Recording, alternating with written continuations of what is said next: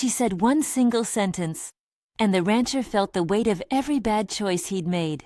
The words slipped out under sunlight and dust, a thread of sound thinner than the rope that bit into Elena Reyes's wrists. They were hardly more than breath, but the crowd at the auction platform leaned in as if that whisper were a bell. Faces turned. Men who had come for cattle and ledger sums found themselves listening to a woman offered like a thing speak as though she owned the air. "You don't get to buy what won't bow," she said.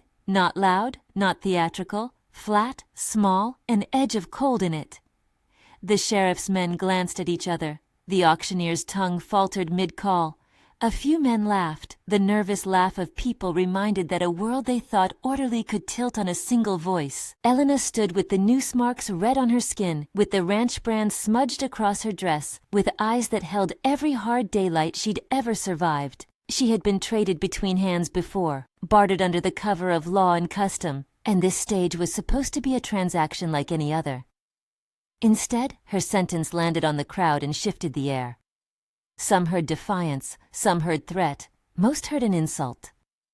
Someone in the back shouted a number, a hand rose. Men who had long been waiting for a prize thought they'd gotten a bargain. They did not expect the woman to be anger, they expected a thing to be bargained.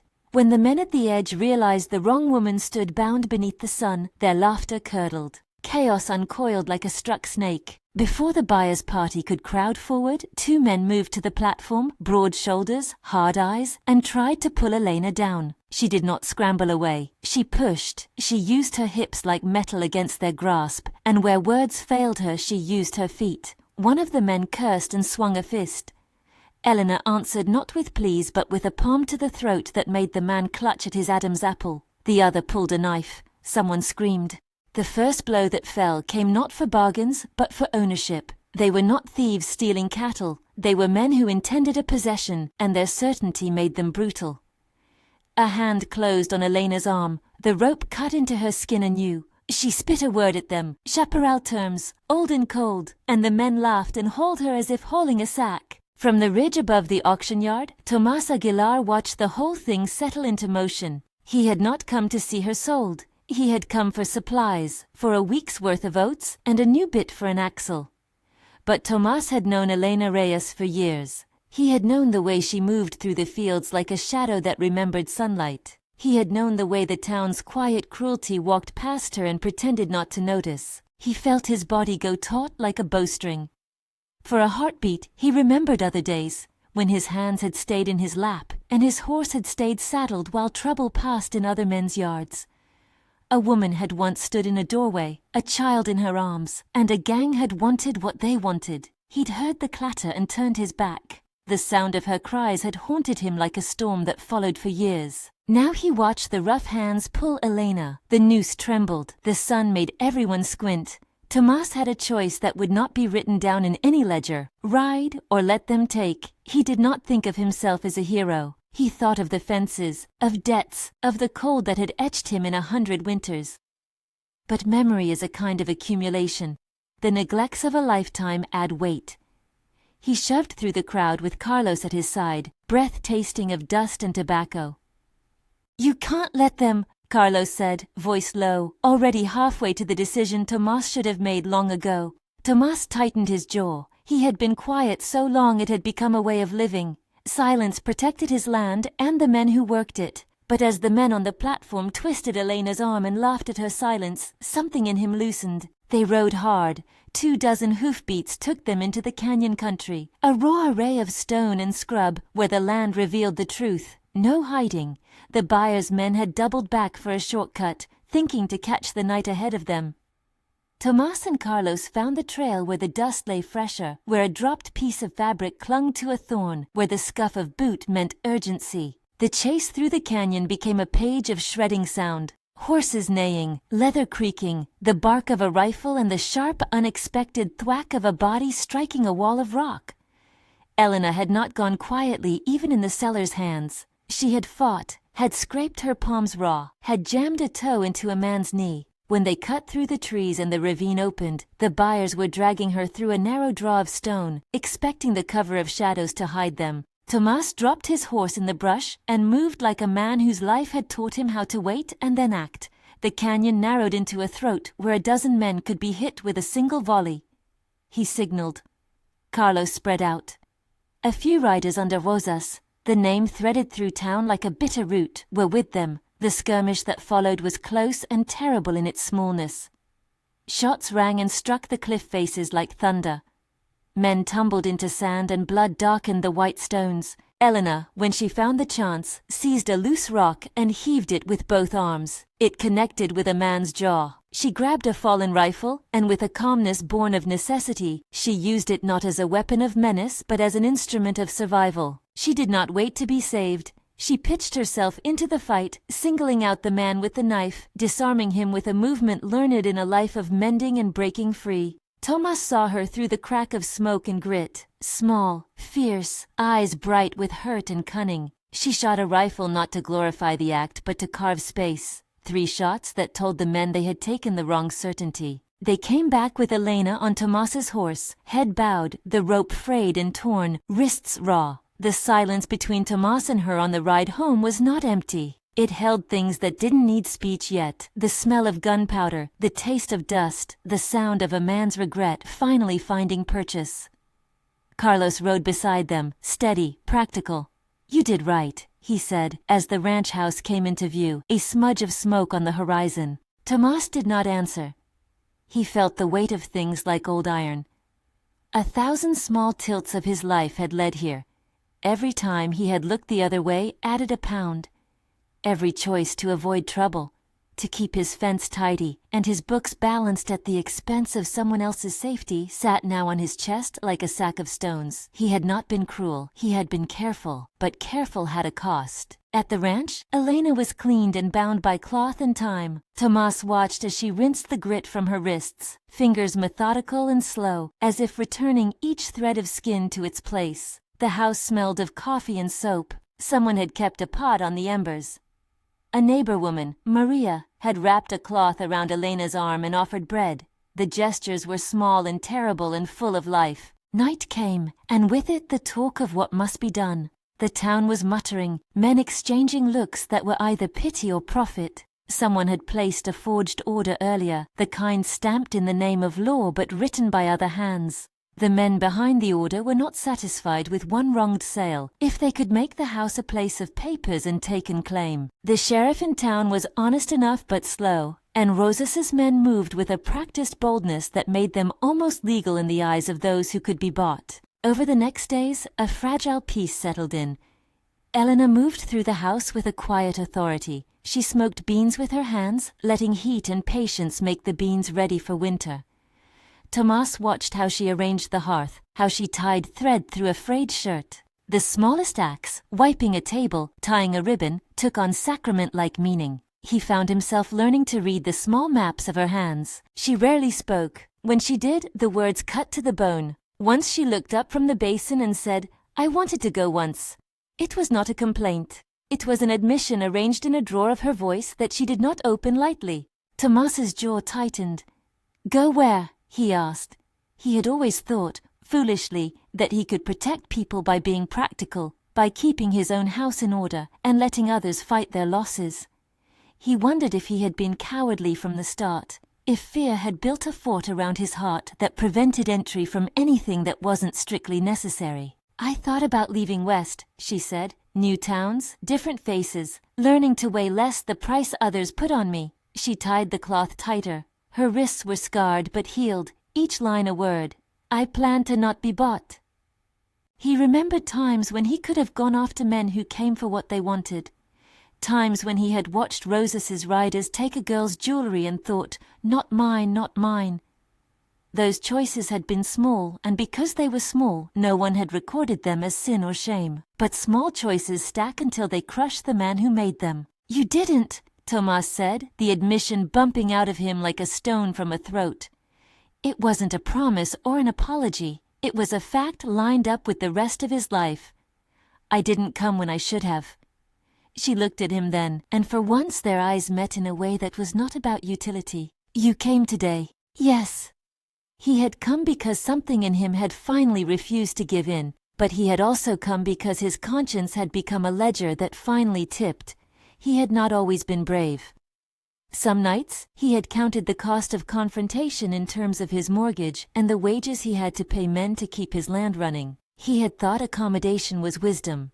It had been fear wearing a better suit. As days led into weeks, the ranch became a small theater of recovery. There were stitches and ointments, but also the work of rebuilding trust. Elena and Tomas fell into a rhythm that had nothing to do with vows and everything to do with repetition. Dawn coffee, the scraping of boots on the porch, the precise way she measured seed for the field.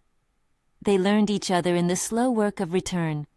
Every morning they checked the fence, and every evening they repaired the day. Yet the world beyond the fence did not rest. Men with better papers and worse aims came riding in with forged half-orders and a curiosity that ate at the boundaries of their peace.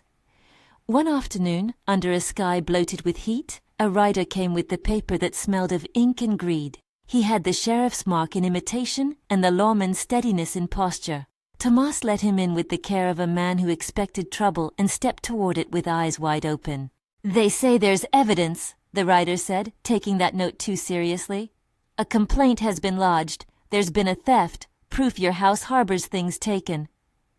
Tomas let them search. He stood as they opened boxes and peered in drawers.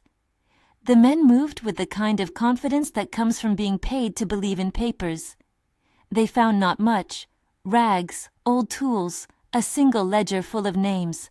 But then one of them smiled, and a burned mark on the bottom of a crate caught Tomas's eye. He'd seen that brand before, a curling rose, singed in a way that suggested the brander wanted to look like victory. Someone had put it there to lure the law into believing in an old theft. When Tomas bent to inspect it closer, a shadow crossed the yard, and a single shot rang. It sliced the air like a blade through cloth. Men dove.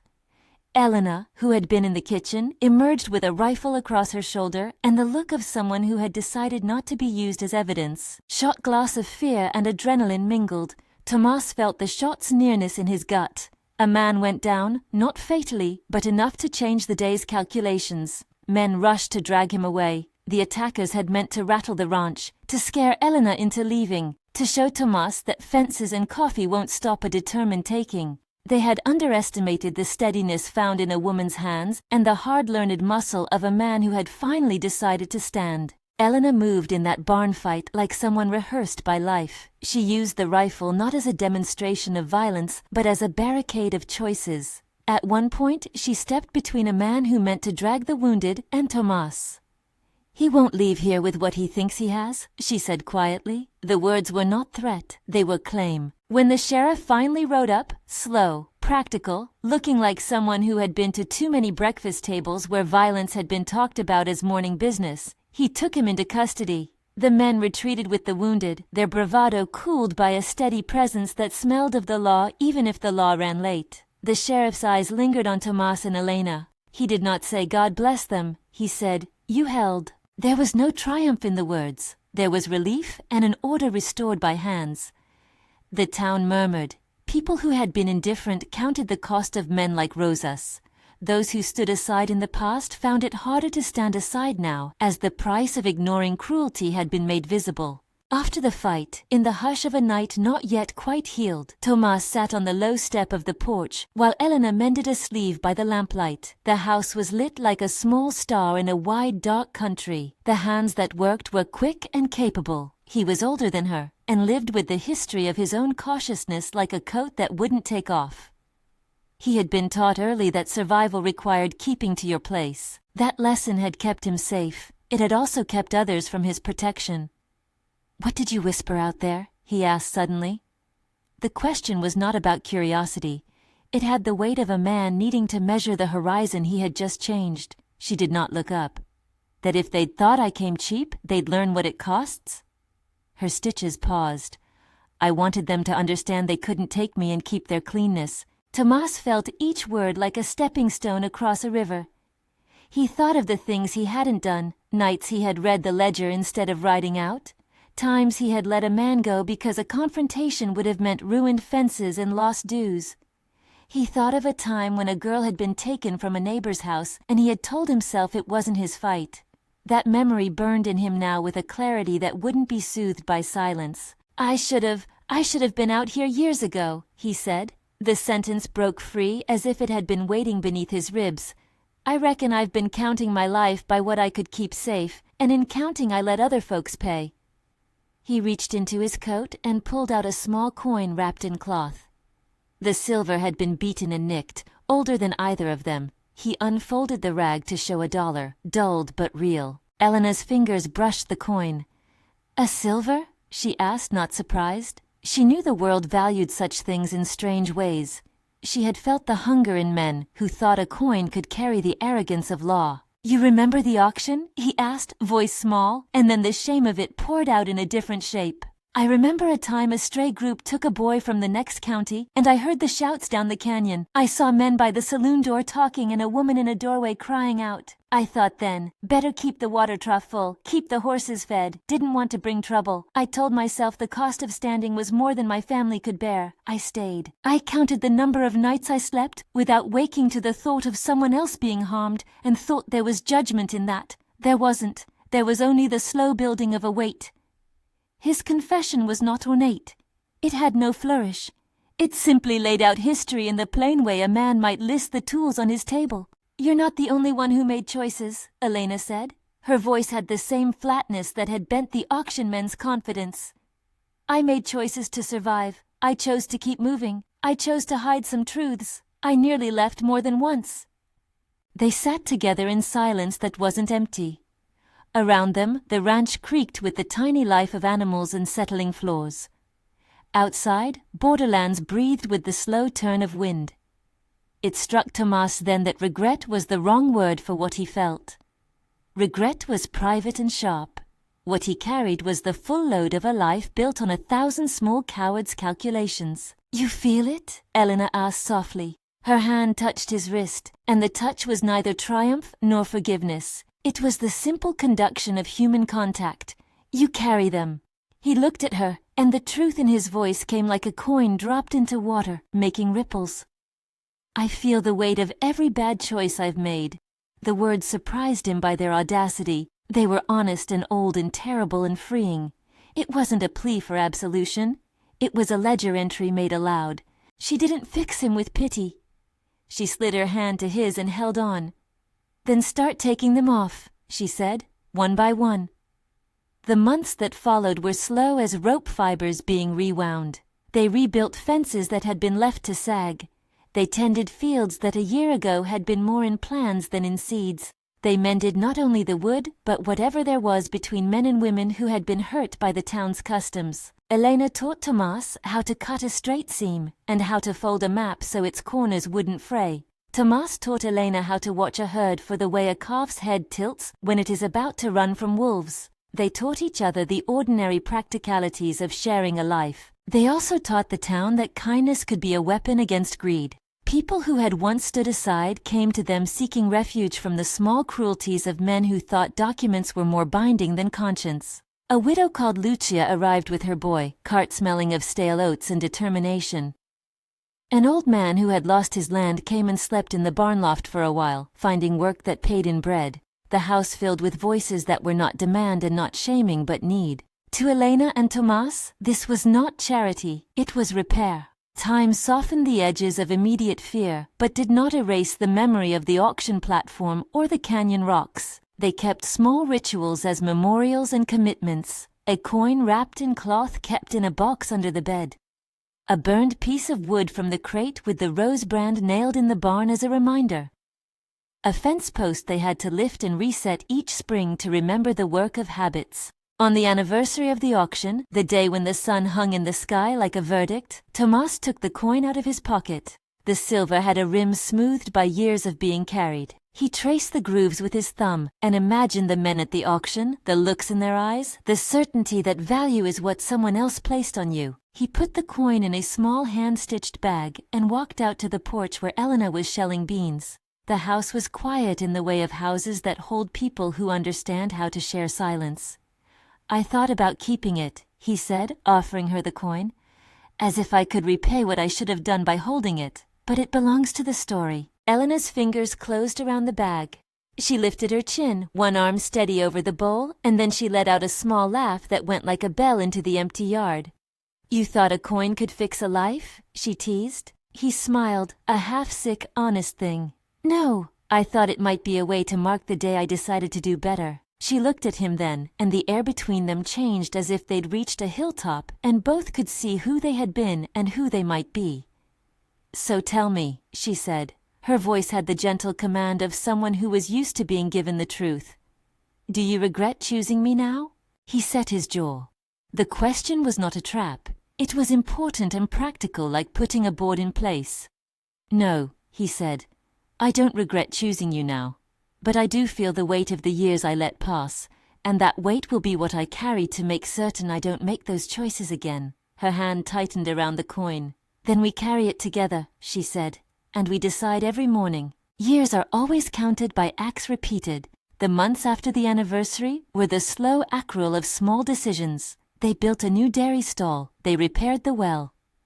Tomas rode out when trouble whispered on the wind and did not measure the cost in wages alone. Elena taught the neighbors to read their rights on paper and to fold legal demands until they looked ridiculous in their certitude. The community hardened into a safer place not because of one night, but because 100 small choices leaned into one another and produced new habits. There were days when the past pressed like a storm cloud. Rosas's men did not vanish. They retreated and then returned in quieter, more cunning ways. But the town had learned a lesson about not looking away. When a band of riders tried to take advantage of an old man's poor record, people who had once been neutral stepped up. A woman who had come to the ranch with her baby last fall ran down the lane and raised an alarm. A boy who had been quiet and curious since the canyon fight swung a lariat in practiced grace and deterred would-be thieves. The cost of bystanding had been made clear. Now the cost of action was understood and shouldered. On a day when the wind smelled of coming rain, a man rode up with a broken face and a bargain in his hand. He had been one of those who had watched Tomas turn away. He dismounted in front of the house and stood before them, a man made small by shame. I was wrong, he said. I saw you take risks for others, and I thought it wasn't my business. My boy, he's got no bread. I thought I could keep out of trouble and pass on the cost. I see now I can't. Tomas looked at him, thinking of the ledger of small cowards he'd once been himself. He could recall the sound of his heart the first time he'd said aloud that he felt the weight of every bad choice he'd made. That confession had become a hinge around which the rest of his life swung. He had been given the chance to do otherwise and had taken it.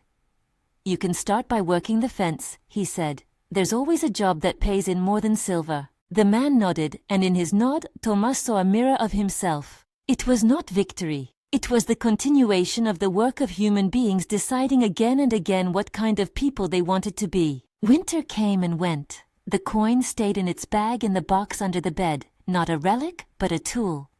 Sometimes Tomas would pull it out and roll it between his fingers, tasting with memory the auction's heat and Elena's whisper. She would smile in a small, resigned way and return to her beans. Their life was not a storybook.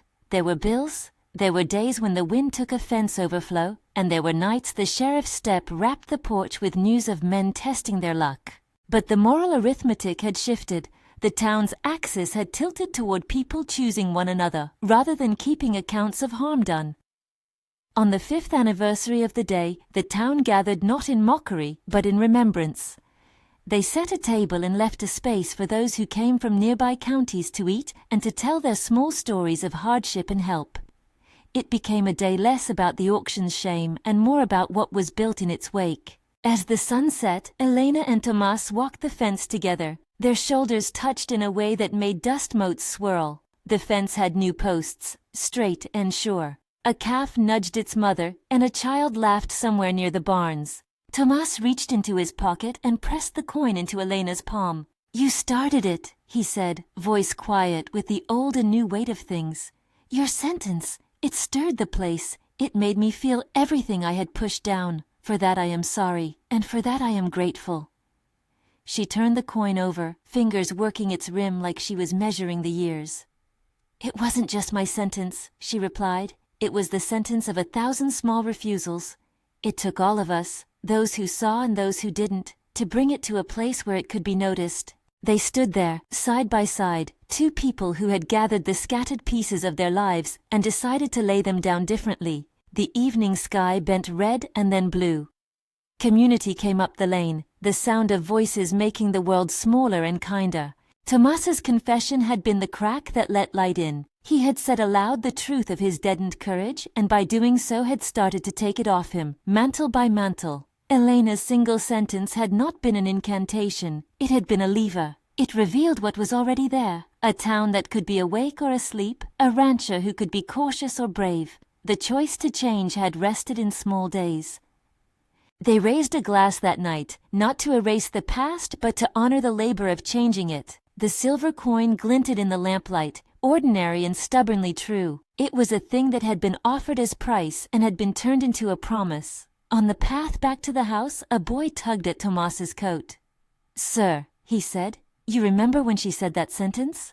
It made me stand up to a boy who was mean to my sister." Tomas put a hand on the boy's shoulder, and felt then, in the warmth of a small life, that the weight he had once carried was not entirely his burden to bear alone. He had been given the chance to shift the ledger, to spend his life making choices that would not add to the tally of small cruelties. At the porch, Elena watched the town settle in for the night and reached for Tomas's hand. They stood there with no grand speeches left to make. There were only the continuing acts of choosing. If asked what changed everything, they might have said it was a sentence and a coin in a canyon. They might have traced regret and courage back to certain days. But the truth lived in other places. In the mornings when they rose to check a fence, in the even quieter hours when they chose to listen to someone else's need. The weight of bad choices did not vanish because confessions were made. It lessened because a man decided to carry the labor of repair. When the town finally slept, the ranch breathed with the contented small noise of people who had found a way to hold their world together. The coin rested in Elena's palm like a compact promise. Tomas felt the gravity of his past, but not as a chain. Rather, it was a reminder that every new day was an opportunity to put something back. He had felt the weight, and by feeling it, he had been compelled to act. In the years that stretched ahead, others would come to the ranch with stories, and some would stay. The fence would need constant tending, old men would die, and new children would be born. The memory of that one sentence would not become a legend so much as a lesson, that sometimes a single line breaks open complacency, and when it does, someone has to answer. Tomas answered then. He kept answering after that, not for praise, but because he knew the price of staying silent. Elena watched him answer, and in doing so, chose to stay. They built a life from the daily work of love, a fierce, ordinary choosing. The coin stayed wrapped and kept, a reminder of what people tried to put a price on, and of what happens when people refuse the market's valuation of what truly matters. Years later, a traveler passing through would hear the story in fragments, that a woman had spoken into a crowd, and a man had felt the weight of his life. The details would blur in the retelling, the canyon skirmish, the silver dollar, the barn fight, but the shape of it would remain. People would pass it on not as a moral lecture, but as an example that small moments can tilt the world. Elena and Tomas, at the end of that afternoon's work, stood by the fence and watched the sun sink. The single sentence that had set so much in motion had long since folded into the long catalogue of their days. It lived now not only as memory, but as an instruction. Speak when necessary, act when necessary, and carry your mistakes toward repair rather than letting them calcify into an identity. Tomas took a breath and, with no fanfare, said aloud the last line he had learned to carry. "I feel the weight of every bad choice I've made." His voice was steady. He would carry them, but he would not let them become the only measure of him. Elena squeezed his hand. "Then carry them with me," she said, and the words were both invitation and covenant. They walked back toward the house, coin tucked away, fences leaning straight into the dark, and the town around them a little less willing to be indifferent. If you have a moment, tell of a time when a single sentence shifted you. Share it. It might be small, but it could set a course you did not know you were ready to take.